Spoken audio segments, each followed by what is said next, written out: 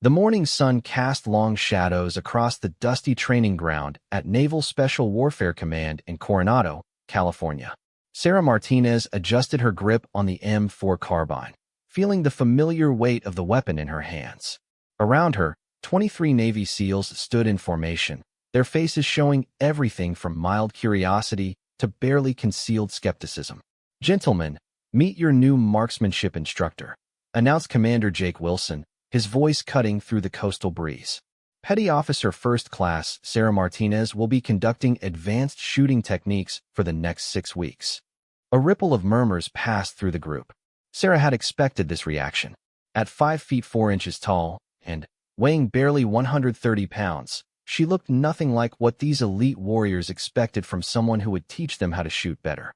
Her dark hair was pulled back in a regulation bun, and her brown eyes remained steady as she scanned the faces before her. "With respect, Commander," called out Chief Petty Officer Mike Thompson, a mountain of a man with arms like tree trunks.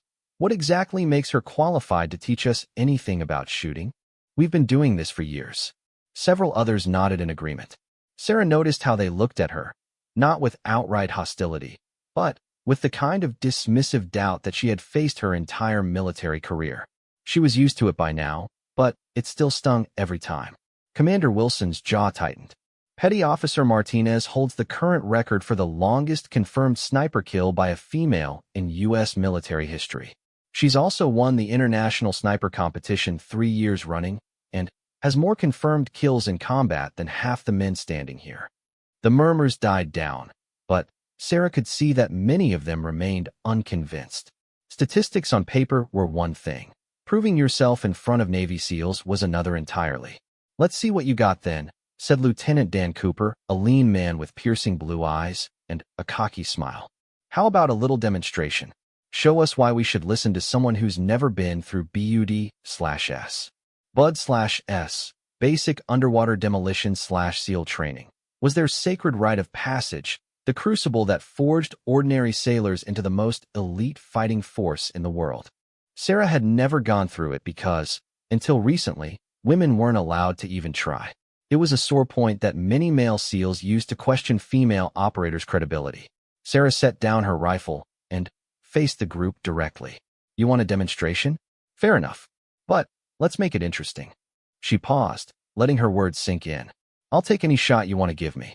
Any distance, any conditions, any target. If I miss, I'll request a transfer and you can go back to your regular instructor." The SEALs exchanged glances. This was unexpected. Most instructors would have relied on their credentials or the commander's authority. But Sarah was putting her career on the line with a single shot. "And if you make it?" asked Thompson, his skepticism clear in his voice. "Then, you give me the respect to do my job and teach you something that might save your life one day." Lieutenant Cooper grinned wider. "All right, I like this. How about we set up something at 800 meters? That's a decent range for a SEAL sniper." "Too easy," interrupted Sergeant First Class Alex Rivera, a sniper instructor himself. "Make it 1,200 meters. And not just any target. How about that weather vane on top of the old building over there?" He pointed to a structure nearly 3/4 of a mile away, where a small metal rooster barely visible to the naked eye spun slowly in the wind. The group fell silent. Even for experienced snipers, hitting a target that small at that distance would be challenging under perfect conditions. The morning wind was picking up, and the weather vane was constantly moving. "That's not even regulation," protested one of the younger SEALs. "The target's too small and too far." "She said any shot," Cooper reminded him, his eyes fixed on Sarah with obvious amusement. "What do you say, instructor? Ready to pack your bags?" Sarah studied the distant building through her spotting scope. The weather vane was indeed small, maybe 6 inches tall and 3 inches wide. The wind was gusting from the southwest at about 8 to 12 miles per hour, and she could see heat shimmer already beginning to rise from the ground as the sun climbed higher. "I'll need 5 minutes to set up," she said calmly. The SEALs formed a semicircle behind her as she began her preparation. Some pulled out spotting scopes and binoculars to watch the target. Others checked their watches, as if timing her setup would somehow reveal weakness or incompetence. Sarah went through her routine with practiced precision. First, she selected her rifle, a custom .300 Winchester Magnum that she had personally modified over years of competition and combat. She checked the scope mounts, verified her zero, and loaded a single match-grade round into the chamber. Next came reading the environment.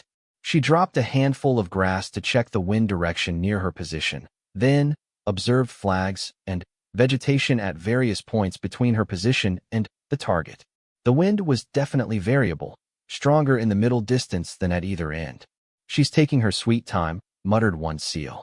"Good," said Rivera quietly. "At least she's not rushing it. That would be the mark of an amateur." Sarah pulled out a small notebook and began making calculations. Distance to target, wind speed, and direction at multiple points, temperature, humidity, even the rotation of the Earth, all factors that could affect a bullet's path over such a long shot. The SEALs watched with growing interest as her preparations became more elaborate than many of them had ever seen. "Is all that really necessary?" asked Cooper.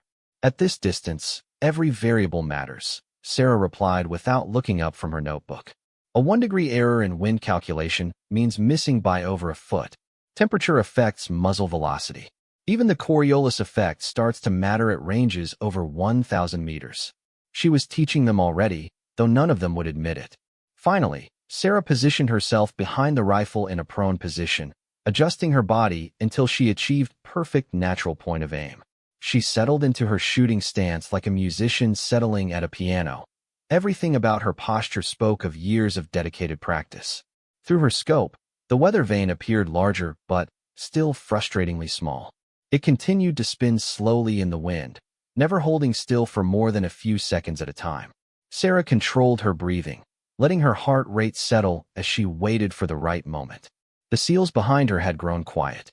Even the skeptics seemed to sense that they were witnessing something significant. Commander Wilson checked his watch.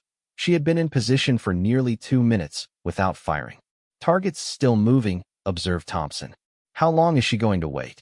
"As long as it takes," Rivera answered. He had worked with enough snipers to recognize patience when he saw it. Sarah felt her heartbeat in her fingertips where they touched the rifle. She had learned long ago to use her pulse as a natural timer, firing between heartbeats when her body was most still. The weather vane slowed its rotation for a moment, presenting its profile directly toward her position. The wind dropped slightly. Sarah could feel it on the back of her neck. The breeze that had been constant all morning suddenly paused, as if nature itself was holding its breath. This was her window. Sarah took a deep breath, released half of it, and gently increased pressure on the trigger. The rifle's firing pin struck the primer with a sharp crack that echoed across the training ground. The .300 Winchester Magnum round left the barrel at over 2,900 feet per second, beginning its arcing journey across nearly 3/4 of a mile of California morning air. For a moment, nothing happened. The SEALs strained to see the distant target through their optics, while Sarah remained frozen in her shooting position, following through on the shot exactly as she had been trained. Then, Lieutenant Cooper, watching through high-powered binoculars, let out a low whistle. "Well, I'll be damned," he said quietly. "Did she hit it?" asked Thompson. Cooper lowered his binoculars and looked at Sarah with a completely different expression than he had worn minutes earlier. "The weather vane isn't spinning anymore." A stunned silence fell over the group as the implications sank in. At 1,200 meters, in variable wind conditions, Sarah had struck a target smaller than a paperback book. And not just struck it, but hit it with enough force to stop its rotation entirely. Rivera was already on his radio, calling the range safety officer to verify the hit. Within minutes, a vehicle was racing across the training ground toward the distant building to confirm what they had all witnessed. Sarah finally rose from her shooting position, calmly ejecting the spent brass and safing her weapon. She could feel 23 pairs of eyes on her, but their nature had changed completely from the skeptical stares of 20 minutes earlier. "Holy shit," breathed one of the younger SEALs. "How did you even see that thing at this distance?" "Practice," Sarah replied simply. "And a lot of math."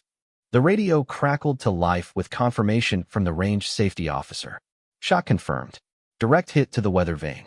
Target is completely destroyed. Looks like it's been hit by a hammer." Commander Wilson stepped forward, and Sarah could see something like pride in his expression. "Gentlemen, I believe Petty Officer Martinez has earned your attention." For the next 6 weeks, she'll be teaching you advanced marksmanship techniques that could very well save your lives in combat. The SEALs began to disperse, but their conversations had taken on a completely different tone. Instead of dismissive jokes, Sarah heard fragments of genuine questions about wind calculation, bullet ballistics, and long-range shooting techniques. Lieutenant Cooper approached her as she was packing her equipment. "That was impressive," he admitted. "Where did you learn to shoot like that?" "My grandfather taught me to hunt when I was 8 years old," Sarah replied. "He was a Marine sniper in Korea. He used to say that shooting wasn't about the gun or even the bullet. It was about understanding everything between you and your target." "And the competition shooting?" "Started in high school JROTC. Won a scholarship to college with it. Then joined the Navy to pay off student loans." She paused. "I never planned on making this my career, but sometimes life has other plans for you." Cooper nodded thoughtfully. "I owe you an apology. We get a lot of instructors who think they know everything about shooting because they've read some manual or attended a course. But that shot." He shook his head. "That was something else entirely." "No apology necessary, Lieutenant. You had every right to be skeptical. My job is to prove myself, not to demand respect based on rank or credentials." As Sarah walked back toward the barracks, she reflected on the morning's events. She had faced doubt and skepticism from elite warriors before, but never quite so publicly or with so much riding on the outcome. The shot had been risky. If she had missed, her credibility would have been destroyed not just with this unit, but potentially throughout the entire special operations community. But she hadn't missed. Years of training, thousands of rounds fired in practice, and countless hours studying ballistics and environmental factors had all come together in that single moment when she squeezed the trigger. More importantly, she had earned something that couldn't be given or ordered: the respect of Navy SEALs. These men had seen enough combat to know real skill when they witnessed it, and that recognition would be crucial for everything that followed. As she entered the building that housed her temporary quarters, Sarah allowed herself a small smile. The real work was just beginning. She had proven she could make an impossible shot under pressure, but now she had to prove she could teach these elite warriors something they didn't already know. The morning demonstration had been about establishing credibility. The next 6 weeks would be about transformation, taking already excellent shooters and helping them become something more. It would require not just technical knowledge, but the ability to challenge deeply held assumptions and push these men beyond their current limitations. Sarah knew from experience that the hardest part wasn't the shooting itself. It was convincing people to abandon techniques they had been using successfully for years in favor of methods that might seem counterintuitive or unnecessarily complex. But that was tomorrow's challenge. Today, she had silenced the laughter and earned her place among warriors who respected nothing more than demonstrated excellence under pressure. The weather vane that had spun atop that distant building for probably decades would spin no more, destroyed by a single bullet fired by a woman these SEALs had dismissed minutes before meeting her. It seemed like appropriate symbolism. Sometimes the things that seem most permanent can be changed forever by one perfect moment of precision and skill. As Sarah unpacked her equipment and began preparing for the next day's training, she could hear conversations echoing down the hallway. SEALs discussing wind calculation formulas and asking questions about scope adjustment techniques they had never considered before. The laughter had stopped, replaced by genuine curiosity and respect. And that, Sarah knew, was exactly where real learning could begin.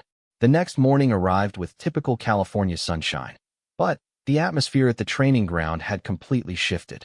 Instead of the casual skepticism of the day before, Sarah found herself facing 23 Navy SEALs who sat in a semicircle, notebooks out, genuinely ready to learn.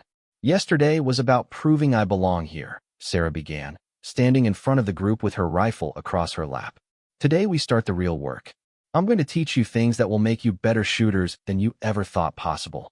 But first, I need you to forget almost everything you think you know about long-range shooting." Lieutenant Cooper raised his hand. "With respect, Instructor Martinez, we've all been through advanced marksmanship training.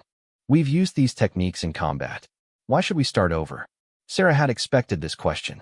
"Because the techniques you learned were designed to be good enough for most situations. What I'm going to teach you is how to be exceptional in impossible situations." She gestured toward the distant building where the weather vane had been. How many of you could have made that shot yesterday? The SEALs exchanged glances. Honest self-assessment was part of their culture, and none of them raised their hands. That's not a criticism of your skills, Sarah continued. You're all excellent marksmen. But there's a difference between being able to hit what you're aiming at and being able to hit what seems impossible to hit. The techniques I'm going to teach you bridge that gap. She stood and walked to a whiteboard that had been set up beside the shooting positions. Let's start with something basic that most of you are doing wrong, breathing technique. Sergeant Rivera frowned. We all know about breathing control. Inhale, exhale halfway, hold, fire. That's what most people teach, yes. But it's not optimal for precision shooting beyond 800 meters. Sarah began drawing diagrams on the whiteboard. Your traditional breathing technique works fine for closer shots because small variations in chest position don't significantly affect point of impact. But at longer ranges, even tiny movements become major errors. She drew a representation of a shooter's body, showing how the ribcage expanded and contracted with breathing. When you hold your breath after exhaling halfway, your body is still in motion. Your heart is beating. Your muscles are working to maintain that held breath, and tiny movements are being transmitted to your rifle. Chief Thompson looked skeptical. So what do you suggest instead? Natural respiratory pause, Sarah replied. Instead of forcing your breath to stop, you learn to time your shots during the natural pause that occurs at the bottom of your exhalation. Your body is completely relaxed. There's no muscular tension from holding your breath, and your natural point of aim is most stable. She demonstrated the technique, showing how to breathe normally while in shooting position, then recognized the moment of complete stillness that occurred naturally in the breathing cycle. This is more advanced than it sounds, she continued. It requires training your body to recognize that moment of natural stillness and developing the trigger control to fire during a window that might only last 2 seconds. The SEALs began practicing the technique, and Sarah moved among them, making individual corrections. She noticed that several of them were struggling to break habits developed over years of training. Petty Officer Johnson. She called to a young sniper who was obviously fighting his ingrained breathing pattern. Don't force it. Let your body do what it wants to do naturally. Then, work with that rhythm instead of against it. After an hour of breathing exercises, Sarah moved on to the next topic. Environmental reading, she announced. How many of you use wind flags or indicators when you're shooting? Most hands went up. Good. Now, how many of you read the wind at multiple points between your position and the target? Fewer hands remained raised. And how many factor in vertical wind movement? Now only Rivera and 2 others kept their hands up. Sarah nodded. This is where most good shooters become great shooters, or where they stay stuck at good enough. She pulled out a laser range finder and pointed it at various objects at different distances. Wind doesn't behave the same way at all points along your bullet's path. It can be blowing left to right near your position, right to left at mid-range, and completely calm at the target. She began explaining how to read vegetation, flags, dust patterns, and heat shimmer at multiple distances to build a 3-dimensional picture of wind conditions. The SEALs found themselves taking notes on subjects they thought they had mastered years earlier. The bullet isn't just affected by horizontal wind, Sarah continued. Updrafts and downdrafts can cause vertical displacement that many shooters never account for. That's why you sometimes miss high or low even when your range calculation is perfect. Lieutenant Cooper was furiously scribbling notes. How do you read for vertical wind movement? Smoke, birds, dust patterns, even the way heat shimmer moves vertically instead of just horizontally. You have to train your eyes to see the entire air column your bullet will travel through, not just the horizontal movement at one altitude. The morning session continued with increasingly complex topics. Sarah taught them about the Coriolis effect, how the Earth's rotation could affect bullet trajectory at very long ranges. She showed them calculations they had never seen before, formulas that accounted for air density, humidity, and even the slight variations in gravitational pull at different latitudes. This is starting to sound more like physics class than marksmanship training, joked one of the SEALs. Physics is exactly what it is, Sarah replied seriously. A bullet in flight is subject to every natural force between your position and the target. The more of those forces you can account for, the more accurate you become. Yesterday's shot looked impossible because most people don't calculate for all these variables. But when you do, the impossible becomes merely difficult. During the lunch break, small groups of SEALs continued discussing the morning's lessons. Sarah overheard conversations about wind calculations and breathing techniques that showed they were beginning to internalize the concepts. Chief Thompson approached her as she was reviewing notes for the afternoon session. "I have to admit, this is more complex than I expected. How long did it take you to learn all this?" "I'm still learning," Sarah replied honestly. "Every shot teaches you something new if you're paying attention. The difference is that I started approaching shooting as a science instead of just a skill. Once you understand the science, you can adapt to any conditions instead of just relying on experience with similar conditions." "Where did you learn to think about it this way?" Sarah paused, considering how much of her background to share. "My grandfather was a Korean War sniper, like I mentioned yesterday, but he was also an engineer before the war. He taught me that every shot is a physics problem with a known solution. You just have to gather enough data to solve it correctly." Thompson nodded thoughtfully. "Most of us learn to shoot by feel and experience. This systematic approach is different." "Different doesn't mean wrong," Sarah said. "Feel and experience are incredibly valuable. What I'm trying to teach is how to combine that intuition with precise calculation. When you can do both, you become capable of shots that seem impossible to others." The afternoon session focused on practical application. Sarah set up targets at various ranges, some close enough for traditional techniques, others far enough to require the advanced methods she had been teaching. "We're going to start with known distances and perfect conditions," she explained.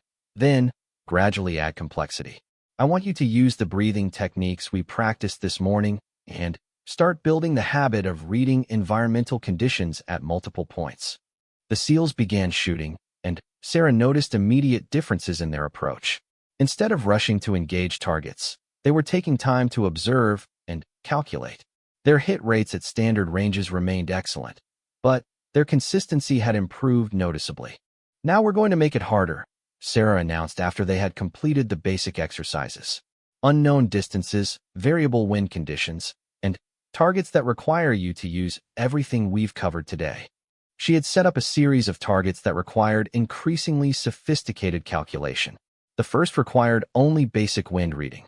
The second demanded accurate range estimation using environmental clues. The third required accounting for both horizontal and vertical wind movement. "Take your time," Sarah instructed. "Speed is important in combat, but right now we're building accuracy habits. Speed comes naturally once you've internalized the correct process." Lieutenant Cooper was the first to attempt the longest-range target, a steel plate at an unknown distance that Sarah estimated at roughly 1,100 meters. She watched as he went through the systematic process she had taught that morning, reading wind conditions, estimating range, and making calculations. His first shot missed low and left. Instead of immediately adjusting and firing again, Cooper spent several minutes recalculating before his second attempt. This shot struck the target dead center. "Excellent," Sarah called out. "What did you learn from your miss?" "My range estimation was about 50 meters short, and I underestimated the wind speed in the middle third of the trajectory," Cooper replied. "The second shot felt different, more deliberate." "That's exactly right. The miss gave you information that improved your calculations. This is why we don't just spray bullets hoping to get lucky. Every shot should teach you something about the conditions." As the afternoon progressed, more SEALs began connecting with the challenging targets. Sarah noticed that their shooting rhythm had changed dramatically from the rapid-fire approach typical of close-quarters combat to the measured, methodical pace of precision shooting. Instructor Martinez called out Petty Officer Williams, a younger SEAL who had struggled with the morning's breathing exercises. "I'm having trouble with the natural respiratory pause. I keep wanting to hold my breath like I've always done." Sarah walked over to his position. "Show me your normal breathing pattern while aiming." Williams demonstrated his technique, and Sarah could see the slight tremor that developed when he held his breath, the way his natural point of aim shifted as his body worked to maintain the forced pause. "Try this," she suggested. "Don't think about shooting for a moment. Just lie behind your rifle and breathe normally while looking at the target. Feel how your body moves with each breath cycle." Williams followed her instructions, and after a minute his breathing pattern became naturally calm and regular. "Now, Sarah continued. Notice how there's a moment at the bottom of each exhalation where your body is completely still. Don't force it, just observe when it happens. After several breathing cycles, Williams nodded. I can feel it. There's maybe a 2-second window where everything just stops. That's your shooting window. Now practice dry firing during that natural pause. Don't rush it, don't force it. Just wait for that moment of stillness and press the trigger smoothly. Williams practiced the technique for several minutes before loading a live round. When he fired, his shot struck significantly closer to the target center than any of his previous attempts. It feels completely different, he said with surprise. More stable, more controlled. Because you're working with your body instead of fighting against it, Sarah explained. This is what I mean when I say forget what you think you know. Sometimes the techniques we learn first aren't the best techniques. They're just the easiest to teach to large groups. By the end of the afternoon, every SEAL had successfully engaged targets at ranges they would have considered challenging that morning. More importantly, they were beginning to think differently about the shooting process itself. Tomorrow we'll add movement and stress, Sarah announced as they cleaned their weapons. What you've learned today works great when you have time to set up and calculate perfectly. But, in combat, you often need to make these calculations quickly while under pressure. Sergeant Rivera approached her as the group was dispersing. I have to ask, how accurate were you before you learned all this systematic stuff? Were you always able to make shots like yesterday's demonstration? Sarah considered the question. I was always a good shot. My grandfather taught me well, and I had natural ability. But I wasn't exceptional until I started treating every shot as a data-gathering exercise. When you understand why you miss, you can fix the problem. When you just rely on feel and experience, you keep making the same mistakes. So this systematic approach made the difference between good and exceptional. Absolutely. Natural talent can take you pretty far, but science and systematic preparation can take you beyond what talent alone ever could. Sarah paused. The shot yesterday wasn't just about steady hands or good eyes. It was about gathering data, making calculations, and trusting the process even when the target looked impossible. That evening, Sarah found herself in the dining hall surrounded by SEALs continuing to discuss the day's training. The conversations had evolved from skeptical challenges to genuine technical discussions about ballistics, environmental factors, and shooting technique. I never thought about the Earth's rotation affecting bullet trajectory, one SEAL was saying to another. But when you think about it, at really long ranges, it makes sense that it would matter. What I can't get over is the breathing technique, replied his teammate. I've been holding my breath for 15 years of military shooting, and today I learned there's a better way. Sarah smiled as she listened to these exchanges. This was how real learning happened, not through lectures or demonstrations alone, but through practitioners discussing and internalizing new concepts with each other. Lieutenant Cooper sat down across from her with his dinner tray. Can I ask you something personal, instructor? Sure. What's it like being the only woman in specialized training like this? Does the pressure ever get to you? Sarah set down her fork and considered the question carefully. The pressure is constant, she admitted. Every mistake gets magnified. Every success gets questioned. I can't just be good. I have to be undeniably excellent, because there are always people looking for reasons to say I don't belong. That must be exhausting. Sometimes. But it also made me better. I couldn't rely on just being good enough, because that standard didn't exist for me. I had to push beyond what anyone expected, which forced me to learn things that even excellent male shooters never bothered with. Cooper nodded thoughtfully. Yesterday's shot wasn't just about proving your technical skills, was it? It was about proving you belonged among warriors. Every day is about proving I belong, Sarah replied. But yesterday was about proving it to Navy SEALs, which is a different level of proof required. The conversation was interrupted by Chief Thompson's arrival at their table. Instructor Martinez, the men have been talking, and we have a request. Sarah looked up expectantly. We know you plan to end the training at 6 weeks, but we're wondering if there's any way to extend it.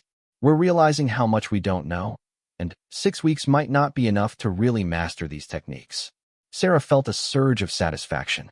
This was the highest compliment she could receive. Elite warriors asking for more training because they recognized the value of what she was teaching. I'll speak with Commander Wilson about the possibility, she promised. But remember, The goal isn't for me to teach you everything I know. The goal is to teach you how to keep learning on your own. These systematic approaches to shooting don't end when formal training ends. They become tools you use to keep improving for the rest of your careers. As Sarah walked back to her quarters that evening, she reflected on how much had changed in just 24 hours. The laughter and skepticism had been replaced by genuine respect and eager curiosity. More importantly, these elite warriors were beginning to see shooting not as something they had already mastered, but as a science they could continue to explore and improve throughout their careers. The transformation wasn't complete yet. They still had weeks of training ahead, but the foundation had been laid. Trust had been established, minds had been opened, and the real learning could begin. Tomorrow would bring new challenges and more advanced techniques, but tonight Sarah allowed herself to feel proud of what had been accomplished. She had not only proven herself worthy of teaching Navy SEALs, but had begun transforming how they thought about one of their most fundamental skills. The weather vane might be gone, but its destruction had opened a door to possibilities none of them had imagined the day before. 3 weeks into the training program, Sarah stood before her class in a completely different environment. Instead of the controlled conditions of the Coronado Range, they were now in the mountains of Southern California, where morning fog created visibility challenges and unpredictable wind patterns made every shot a complex puzzle. Combat doesn't wait for perfect conditions, Sarah announced to the 23 SEALs gathered around her in the pre-dawn darkness. Today we're going to learn how to make precision shots when everything is working against you. The SEALs had transformed over the past weeks. Where once they had approached shooting with confidence bordering on cockiness, they now displayed the careful, methodical mindset that Sarah had been cultivating.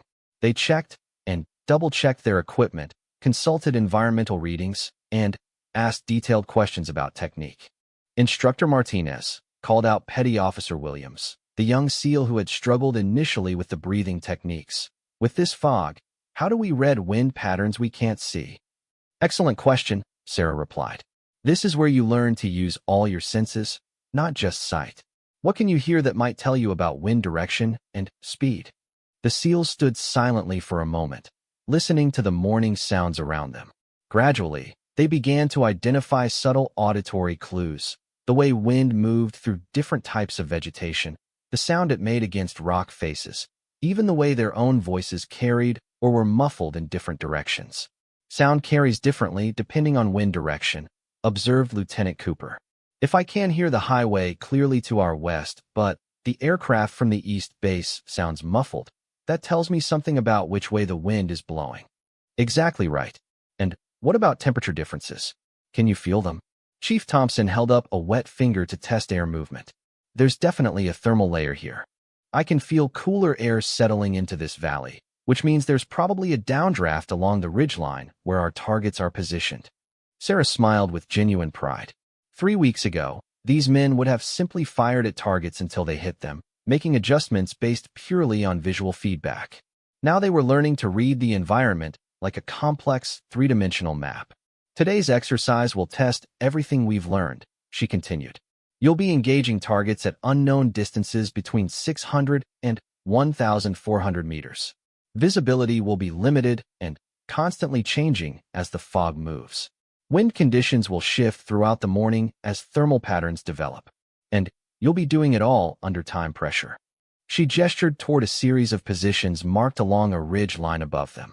You'll move between 5 different firing positions, engaging different targets from each location. At each position, you'll have a maximum of 10 minutes to assess conditions, calculate your shot, and engage the target. Miss your first shot, and you can try again, but the clock keeps running. The SEALs exchanged glances. This was significantly more challenging than anything they had attempted during their regular training. What's the standard for success? Asked Sergeant Rivera. 80% hits with your first shot from each position, Sarah replied. That means you can miss once, but not twice. The groans from several SEALs told Sarah that they understood just how difficult this would be. Under ideal conditions, with unlimited time to prepare, most of them could achieve that standard easily. But with limited visibility, changing conditions, and time pressure, it would require them to internalize everything they had learned and apply it instinctively. Instructor Martinez, called out Petty Officer Jackson. What happens if we don't meet the standard? Sarah had anticipated this question. Those who don't meet the standard will repeat this exercise until they do. But, more importantly, you'll know that you're not ready for the final exercise I have planned for next week. What's the final exercise? Cooper asked. Something that will test whether you can apply these techniques in a scenario that simulates real combat conditions. But let's focus on today first. Sarah divided the SEALs into 5 groups, with each group starting at a different position along the ridge. They would rotate through all 5 positions throughout the morning, ensuring that each shooter faced different challenges as lighting and weather conditions evolved. The first group moved to position Alpha, where their target was a steel silhouette at an estimated 900 meters through a valley that was currently filled with shifting fog. Sarah followed them, observing as they began their assessment. Range estimation is going to be tricky, muttered Petty Officer Davis, studying the target through his scope. I can barely make out the silhouette through this fog. Use what you can see, advised Chief Thompson, who was part of the same group. Those trees on the hillside behind the target. Can you estimate the distance to them? Then, work backwards. Sarah watched approvingly as the SEALs collaborated to solve the range estimation problem. 3 weeks ago, each would have made his own guess and hoped for the best. Now they were pooling observations and cross-checking their calculations. I'm reading the wind as variable, announced Williams, who had become surprisingly adept at environmental reading despite his initial struggles. There's a crosswind at our elevation blowing left to right, but I think it's shifting to a headwind down in the valley where the bullet will travel most of its path. How can you tell? Asked Davis. Williams pointed to different indicators at various elevations. Watch how the fog is moving. See how it's flowing from left to right up here, but down there it's moving almost directly toward the target? And listen to the wind in the trees. It sounds different at different elevations. This was exactly the kind of sophisticated environmental reading Sarah had hoped to develop. These men were learning to see the atmosphere as a complex, three-dimensional system rather than a simple wind direction at their shooting position. Lieutenant Cooper was the first to attempt his shot. He went through the systematic preparation Sarah had taught, but with obvious time pressure. She could see him fighting the urge to rush as the 10-minute limit approached. At 8 minutes and 30 seconds, Cooper fired. The distant steel target rang clearly through the morning air, indicating a solid hit. Good shot, called Thompson. What was your wind calculation? 2 minutes left deflection for the crosswind up here, but I held dead on for elevation because I thought the headwind component would balance out the bullet drop, Cooper replied. Sarah made notes on Cooper's performance. His technical execution had been excellent, but she had noticed some hesitation in his final calculation that suggested he wasn't completely confident in his environmental reading. Williams was next. He took longer to set up his shot, using nearly the full 10 minutes before firing. His bullet also found its mark, and Sarah noted that his preparation had appeared more systematic and confident than Cooper's. The morning continued with each group rotating through the 5 positions. As the sun climbed higher and the fog began to clear in patches, the shooting conditions changed constantly. Targets that had been obscured became visible, while thermal patterns created new wind challenges. At position Charlie, which faced east toward the rising sun, the SEALs encountered a different problem entirely. The combination of bright sunlight and residual fog created optical illusions that made range estimation extremely difficult. I can't tell if that target is 800 meters or 1,200 meters, admitted Petty Officer Martinez, no relation to Sarah, squinting through his scope.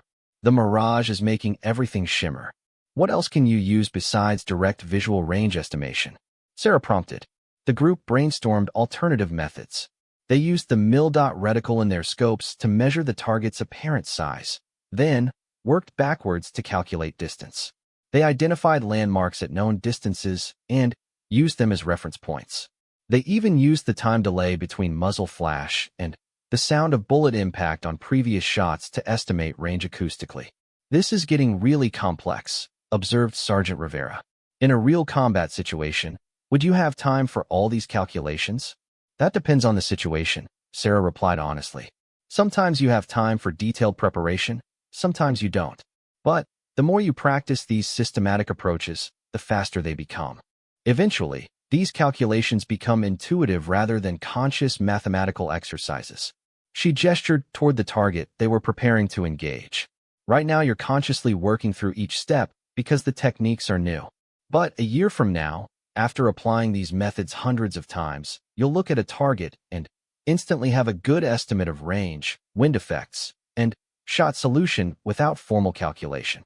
Like how we can estimate distances pretty well out to 400 meters just from experience? Asked Rivera. Exactly. You've made so many shots at those ranges that your brain automatically recognizes the visual cues. What we're doing is extending that intuitive capability to much longer ranges and more complex conditions. By mid-morning, the fog had largely cleared, but new challenges emerged. Thermal currents created by the warming sun began generating vertical air movement that affected bullet trajectory in ways the SEALs were still learning to predict. At position delta, which required a shot across a deep ravine, several SEALs struggled with the thermal effects. Their bullets were consistently hitting high, despite accurate range and wind calculations. "I'm hitting 6 inches high every time," reported Thompson after his third attempt. "Range is definitely 1,150 meters. Wind calculation seems correct, but something is pushing my bullets up." Sarah had positioned herself where she could observe the terrain between the shooting position and target. "Look at the ravine you're shooting across," she suggested. "What do you think is happening to air temperature down there compared to the surrounding areas?" Thompson studied the terrain more carefully. The ravine was shadowed and significantly cooler than the surrounding hillsides, which were now in full sunlight. "The air in the ravine is cooler and denser," he realized. "As my bullet passes over that cooler air mass, it's creating an updraft effect." "How much compensation would you estimate?" Sarah asked. Thompson considered the question carefully. "Maybe 2 minutes down? The thermal effect seems pretty strong." His next shot, adjusted for the thermal updraft, struck the target dead center. This type of problem-solving was exactly what Sarah had hoped to develop. These SEALs were learning to see beyond simple ballistic calculations to understand how environment affected projectiles in ways that standard formulas didn't account for. The rotation through all 5 positions took most of the day. By afternoon, the environmental conditions had changed completely from the morning fog to clear, hot conditions with strong thermal activity. Each SEAL had to adapt to constantly evolving challenges while maintaining the accuracy standard Sarah had set. When the exercise concluded, Sarah gathered the group for debriefing. Of the 23 SEALs, 19 had met the 80% first shot hit standard. 4 had fallen short, hitting 3 out of 5 targets instead of 4. "Those who didn't meet the standard today aren't failures," Sarah emphasized. "You're learning skills that took me years to develop. We'll work on the areas where you struggled, and you'll have another opportunity to demonstrate proficiency." Petty Officer Davis, one of those who had missed the standard, raised his hand. "Instructor Martinez, I feel like I understand the concepts, but I'm still not reading environmental conditions quickly enough. Any suggestions?" "Practice environmental reading even when you're not shooting," Sarah replied. "Start noticing wind patterns, thermal effects, and weather changes in your daily life. When you're driving, observe how wind affects flags at different distances. When you're outdoors, feel temperature differences and notice how they correlate with air movement. The more you tune in to these environmental factors, the faster you'll recognize them in shooting situations." Lieutenant Cooper, who had successfully met the standard at all 5 positions, asked a different question. "What you're teaching us goes way beyond what most snipers know. Where did all this knowledge come from originally?" Sarah considered how to answer. "Some of it comes from competitive precision shooting, where winning requires accounting for every possible variable. Some comes from military research into extreme range shooting. But a lot of it comes from other fields entirely: meteorology, physics, engineering. When you start treating shooting as an applied science, you can learn useful techniques from any field that deals with projectile motion or environmental prediction." "Are there other applications for these skills beyond shooting?" asked Rivera. "Absolutely. The systematic approach to problem solving, the ability to read environmental conditions, the habit of gathering data before making decisions. These skills transfer to lots of other areas. Some of the best forward observers I've known were precision shooters, because they had trained themselves to notice and analyze environmental details that other people missed." As the SEALs cleaned their weapons and prepared to return to base, Sarah reflected on the day's progress. The exercise had been challenging enough to push them beyond their comfort zones while remaining achievable for those who applied the techniques she had taught. More importantly, she could see that they were beginning to think like precision shooters rather than just accurate shooters. They were asking the right questions, making systematic observations, and approaching each shot as a problem to be solved rather than a challenge to be overcome through raw skill. The 4 SEALs who hadn't met the standard clustered around her as the group prepared to leave. "Instructor Martinez," said Davis, "when can we retry this exercise?" "Tomorrow morning, if you want. But tonight, I want you to review your notes from today and identify specifically where your process broke down. Was it range estimation, wind reading, time management, environmental factors you didn't account for?" "For me, it was definitely the thermal effects," admitted Petty Officer Foster. "I understood the concept, but I wasn't reading the terrain well enough to predict where they would occur." "Good self-assessment. Tonight, study topographical maps and think about how terrain features affect air temperature and movement. Tomorrow, we'll focus specifically on thermal reading before you retry the full exercise." As they walked back toward the vehicles, Sarah overheard conversations that demonstrated how profoundly the SEALs' thinking had evolved. They were discussing barometric pressure changes, thermal layer prediction, and advanced ballistic calculations with the same enthusiasm they had once reserved for discussing close-quarters combat techniques. "I never thought I'd be excited about meteorology," joked one SEAL to his teammate. "But when you understand how it affects shooting, it becomes pretty interesting." "What gets me is how much we didn't know that we didn't know," replied his partner. "I thought I was a pretty good shot 3 weeks ago, but now I realize I was just good at shooting under easy conditions." That evening, back at the base, Sarah found herself surrounded by SEALs who wanted to continue the day's discussions over dinner. The questions had evolved from skeptical challenges to genuine technical inquiries from students eager to learn more. "Instructor Martinez," asked Williams, "do you think it's possible to become too analytical about shooting? At what point does thinking about it interfere with performance?" "That's a great question," Sarah replied. "There definitely is a balance. The goal is to internalize these analytical processes so completely that they become intuitive. When you're in combat, you don't want to be consciously calculating wind speed. You want to look at the environment and instantly know approximately what your shot solution should be." "How long does it take to reach that level?" asked Cooper. "It varies, but typically several years of regular practice. The key is to use the systematic approach consistently until it becomes automatic. Eventually, what feels like intuition is actually your subconscious mind running through all these calculations based on pattern recognition from thousands of previous observations." Chief Thompson nodded thoughtfully. "So we're basically training our brains to become ballistic computers." "In a way, yes. But better than computers, because you can account for variables that no algorithm can predict. The human brain's ability to recognize patterns and adapt to unexpected conditions is still superior to any technological solution." As the evening continued, Sarah realized that these SEALs had crossed a critical threshold. They were no longer just learning techniques. They were becoming precision shooters who could continue developing their skills independently. The systematic approach she had taught was becoming part of how they thought about shooting, which meant they could keep improving long after formal training ended. The final test she had planned for the following week would determine whether they could apply these skills under the ultimate pressure, a scenario designed to replicate the stress and complexity of actual combat conditions. But tonight, Sarah was confident that most of them were ready for that challenge. The laughter and skepticism of 4 weeks ago seemed like a memory from another lifetime. These warriors had not only learned new skills, they had learned a new way of thinking that would serve them throughout their careers. Tomorrow, SEALs would get another chance to prove they could meet her standards. And next week, all 23 would face the ultimate test of whether precision shooting under perfect conditions could translate to accuracy under the chaos and pressure of simulated combat. The real transformation, Sarah knew, was complete. These Navy SEALs had evolved from excellent marksmen into precision shooters capable of making shots that had once seemed impossible. The weather vane that had started this journey was just the beginning. Now they were ready to discover what they could accomplish when everything they had learned came together under ultimate pressure. The final week of training arrived with an unexpected visitor.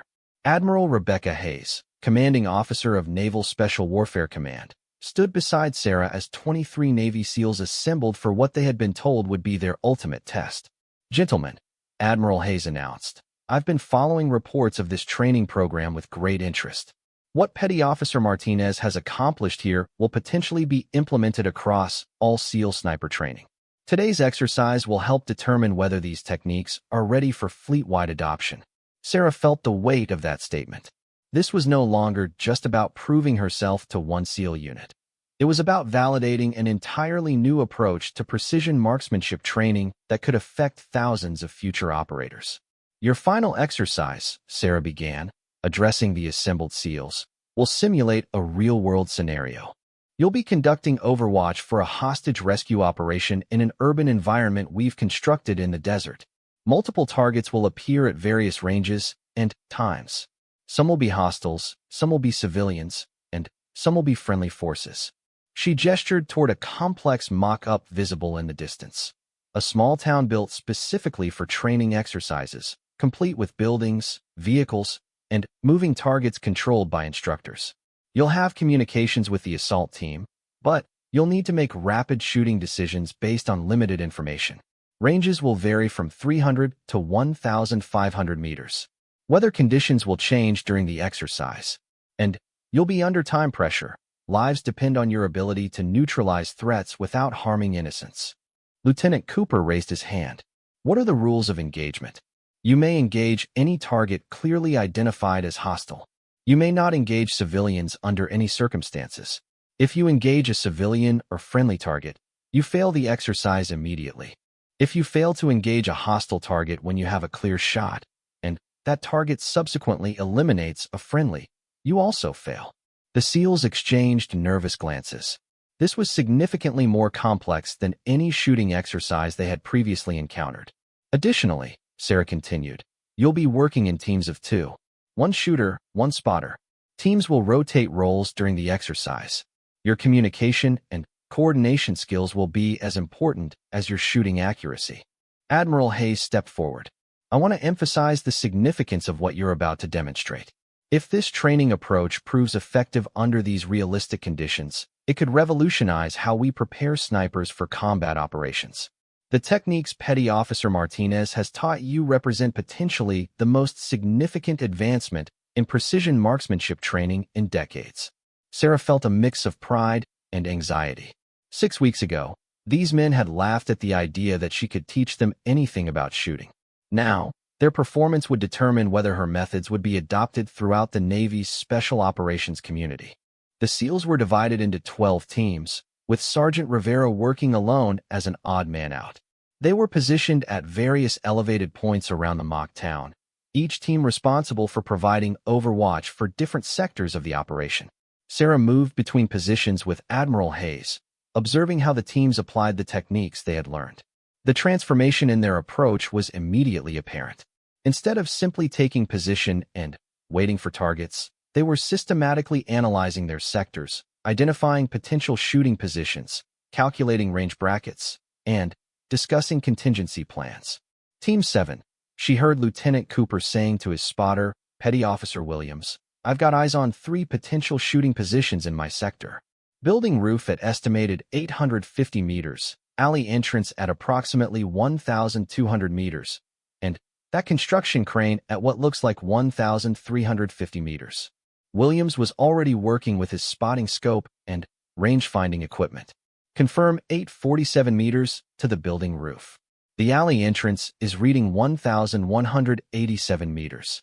Crane position is 1,341 meters. Wind conditions? Variable. Light crosswind from the southeast at our position, but there's a thermal channel running through the main street that's creating some vertical movement. I'd estimate 2 to 3 minutes right deflection for the closer targets, but the crane shot might require holding dead on due to the thermal effects." This level of preparation and communication would have been impossible 6 weeks earlier. Sarah had not only taught them individual shooting techniques, but had fundamentally changed how they approached the entire process of precision engagement. The exercise began with radio chatter from the simulated assault team. "Overwatch, assault team moving to phase line alpha. Request eyes on Building 3 for potential sniper positions. Team 4, positioned to cover that sector, immediately responded. Overwatch 4 has eyes on Building 3. No movement visible at this time. Be advised, we have one civilian visible on the second-floor balcony. For the first 20 minutes, the exercise proceeded without shots being fired. The SEALs provided reconnaissance and early warning while the assault team maneuvered through the town. Sarah could see that they were using this time to further refine their environmental calculations and target solutions. Then, the first engagement opportunity appeared. A hostile target emerged from behind a vehicle at approximately 900 meters from Team 7's position, precisely where Cooper and Williams had calculated a potential shooting position.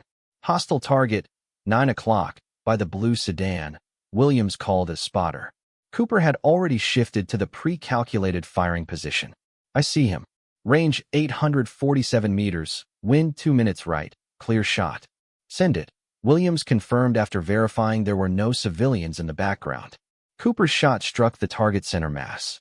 The entire engagement, from target identification to shot completion, had taken less than 15 seconds. Admiral Hayes made notes as she observed the engagement. That was significantly faster than typical sniper engagements, she remarked to Sarah. How? They had already calculated the shooting solution for that position, Sarah explained. Instead of starting from scratch when the target appeared, they just had to verify their calculations and fire. The systematic preparation we've been practicing allows for much faster engagement when speed is critical. The exercise continued with increasing complexity. Multiple targets appeared simultaneously in different sectors. Weather conditions shifted as artificial smoke was introduced to simulate battlefield obscuration. Communication became more urgent as the simulated assault team encountered resistance. Team 2 faced a particularly challenging scenario when hostile targets appeared at both 600 meters and 1,300 meters simultaneously. Chief Thompson, acting as shooter, had to rapidly switch between two completely different firing solutions. Close target, Water Tower Base, called his spotter, Petty Officer Davis. Range 615 meters. Thompson engaged the closer target successfully, then immediately transitioned. Far target. Building roof, 1,287 meters. Wind has shifted to 3 minutes left. Thermal updraft probable due to the fire from the explosion in that sector. Thompson adjusted his scope settings and body position for the longer shot. His bullet struck the distant target despite the challenging conditions. Excellent shooting, Admiral Hayes observed. The ability to rapidly transition between different firing solutions while maintaining accuracy is exactly what we need in complex operations. As the exercise progressed, the scenarios became increasingly stressful. Friendly forces moved through the SEALs' fields of fire, requiring split-second identification decisions. Civilians appeared and disappeared unpredictably. Weather conditions continued to deteriorate as more smoke and simulated atmospheric effects were introduced. The most challenging moment came when Team 9 faced a scenario involving a hostage situation. A hostile target was holding a civilian at close proximity, presenting only a partial target at 1,150 meters. Petty Officer Martinez, no relation to Sarah, was the designated shooter for this scenario. Through his scope, he could see that the hostile was using the civilian as a human shield, with only the shooter's head and shoulder visible. I've got a partial target, Martinez reported to his spotter. Head and shoulder shot only. Civilian is directly behind and below the hostile. Distance to civilian, asked his spotter, Foster. Maybe 18 inches. Any miss low or left hits the hostage. This was the ultimate test of precision shooting under pressure. A perfect shot would neutralize the threat and save the hostage. Any error would result in civilian casualties. Martinez went through his calculation process rapidly, but thoroughly. Range, wind, the elevated angle of the shot, even the fact that shooting downward would slightly affect bullet trajectory. All factors that might influence shot placement by the few inches that would determine success or failure. Wind is steady, 2 minutes right. Downward angle approximately 15 degrees, which means the bullet will hit about half an inch higher than point of aim at this range. Target is partially obscured, but stationary. Sarah watched through her own spotting scope as Martinez made his final preparations. 6 weeks ago, a shot like this would have been purely instinctive. Point, aim, hope for the best. Now, she could see Martinez working through systematic calculations even under extreme time pressure. Shooter ready, Martinez announced. Clear to engage, Foster confirmed. The shot echoed across the training area. Through her scope, Sarah saw the hostile target fall, while the civilian remained unharmed. Martinez had made a perfect headshot under conditions that would challenge any sniper in the world. Admiral Hayes lowered her binoculars. That, she said quietly, was remarkable. The precision required for that engagement, combined with the speed of execution, exceeds what I would expect from snipers with years more experience. The exercise continued for another hour, presenting increasingly complex scenarios. By the end, every SEAL team had faced multiple challenging engagements requiring rapid calculations, environmental adaptation, and precise shooting under stress. When the final scenario concluded, Sarah gathered all 23 SEALs for debriefing. Admiral Hayes stood beside her, clearly impressed by what she had witnessed. Overall performance assessment, Sarah announced, is that every team successfully completed their assigned missions without civilian casualties or friendly fire incidents. More importantly, you demonstrated the ability to apply systematic precision shooting techniques under realistic combat stress. She paused, looking at each face in turn. 6 weeks ago, you were all excellent marksmen. Today, you performed as precision shooters capable of making shots that most snipers would consider impossible under these conditions. Admiral Hayes stepped forward. Gentlemen, what I observed today represents a new standard for sniper training. The techniques Petty Officer Martinez has taught you, and your ability to apply them under pressure, exceed anything I've seen in 25 years of special operations. She turned to address Sarah directly. Petty Officer Martinez, I'm recommending immediate implementation of your training methodology across all naval special warfare sniper programs. Additionally, I'm recommending you for promotion and assignment to develop curriculum for the entire special operations community. The SEALs erupted in applause, something Sarah had never expected to see when she first faced their skeptical stares 6 weeks earlier. Lieutenant Cooper approached her as the group began to disperse. Instructor Martinez, I owe you more than an apology. You didn't just teach us better shooting techniques. You taught us to think differently about problems and solutions. The techniques you learned will keep serving you throughout your careers, Sarah replied. But, more than that, the systematic approach to problem-solving transfers to any challenge you face.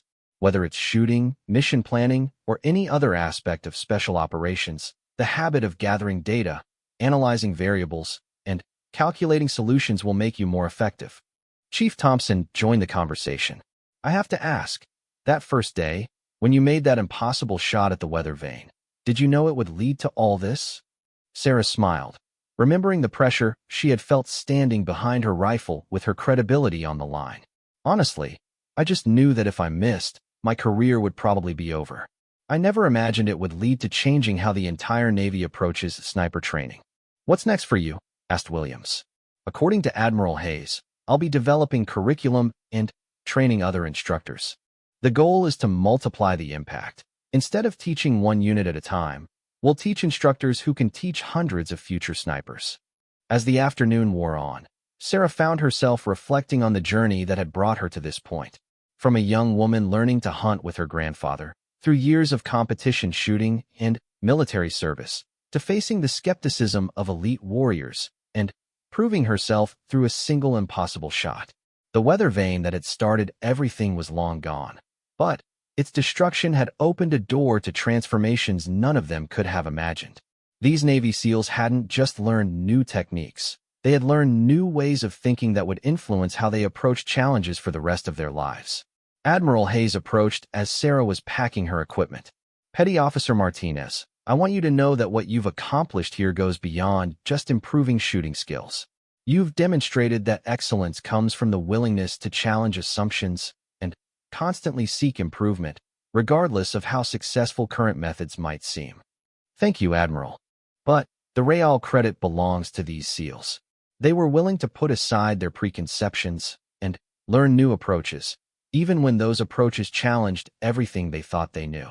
That's exactly the kind of adaptability we need in modern warfare, Hayes replied. The enemy is constantly evolving. which means our techniques must evolve as well. What you've taught here represents that evolution in action. As Sarah walked away from the training site for the final time, she passed the distant building where the weather vane had once spun in the morning breeze. The empty pole served as a reminder of how a single moment of precision could change everything that followed. Behind her, she could hear the SEALs continuing to discuss advanced shooting techniques with the same passion they had once reserved for close-quarters combat. They were no longer just excellent marksmen. They had become precision shooters capable of solving problems that had once seemed impossible. The laughter had stopped long ago, replaced by something far more valuable: respect earned through demonstrated excellence, and the knowledge that what seemed impossible was often just a matter of applying the right techniques with sufficient precision and dedication. 6 weeks earlier, Sarah had silenced skeptics with a single impossible shot. But the real victory hadn't been in hitting an impossibly small target at an incredible distance. It had been in opening minds to new possibilities and transforming how elite warriors thought about precision, preparation, and the systematic pursuit of excellence. The weather vane was gone, but the revolution in thinking it had symbolized was just beginning. Soon, snipers throughout the special operations community would be learning to see shooting not as an art form or natural talent, but as an applied science where impossible shots became merely difficult problems waiting for the right solution. And somewhere in the future, when young snipers faced challenges that seemed beyond their capabilities, they would remember the systematic approaches Sarah had developed and realize that the only thing standing between them and seemingly impossible achievements was the willingness to gather data, make calculations, and trust in the precision that comes from understanding rather than hope. The transformation was complete, but the impact was just beginning. 23 Navy SEALs had learned to shoot better than they had ever imagined possible, but more importantly, they had learned to think in ways that would influence every aspect of their military careers. In the end, that was the real achievement, not just better shooting, but better thinking. And that lesson would continue to multiply long after the last echo of Sarah's impossible shot had faded into memory.